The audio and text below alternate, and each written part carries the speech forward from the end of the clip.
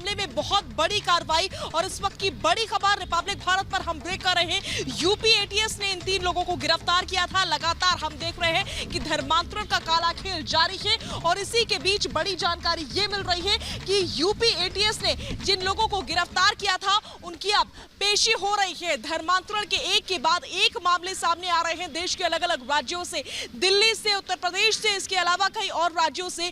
इस बीच UP ATS, UP police action mode में नजर आ रही है और लगातार धरपकड़ ऐसे लोगों की जा रही है। इसी बीच 3 आरोपियों की पेशी हो रही है। आरोपियों की पेशी हो रही है, बड़ी जानकारी हम आपसे साझा कर रहे हैं। धर्मांतरण के मामले में इन तीनों की ही गिरफ्तारी की गई थी। आपको याद होगा पिछले कई दिनों पहले धर्मांतरण के मामले सामने आए थे और सबसे पहले उत्तर प्रदेश से ही ये मामले सामने आए थे। हालांकि सबसे ज्यादा धर्मांतरण के जो केसेस हैं वो राजधानी दिल्ली से सामने आ रहे हैं, लेकिन इस बीच यूपी एटीएस ने जिन 3 लोगों को गिरफ्तार किया था अब उनकी पेशी हो रही है। इस बीच मेरे साथ मेरे सहयोगी विवेक राय जुड़ चुके हैं। विवेक, 3 आरोपियों की पेशी हो रही है जिनको यूपी एटीएस ने धर दबोचा था।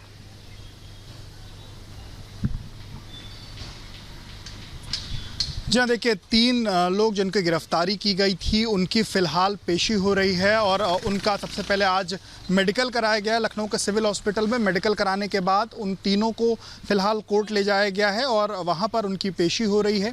पेशी के दौरान ये माना जा रहा है कि उनकी पीसीआर लेने की यूपी एटीएस उनकी कोशिश करेगी कि उनकी पीसीआर मिले।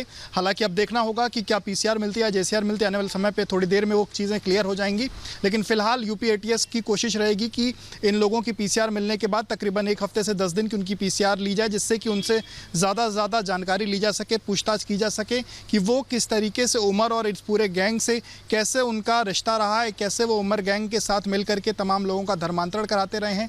इसके साथ ही साथ जो इंटरप्रेटर जिसकी गिरफ्तारी हुई है वो तमाम अहम सुराग दे सकता है, तमाम अहम पहलुओं पर वो खुलासा कर सकता है।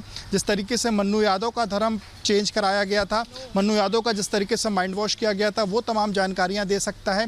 तो ये साथ साथ जो भोला नाम का शख्स है वो भी तमाम अलग अलग पहलुओं पर जानकारी दे सकता है। तो ये अलग अलग चीजें हैं जिसको लेकर के यूपी एटीएस कोशिश करेगी कि इनकी पीसीआर मिले और पीसीआर मिलने के बाद रिमांड को लेकर के सुनवाई होगी।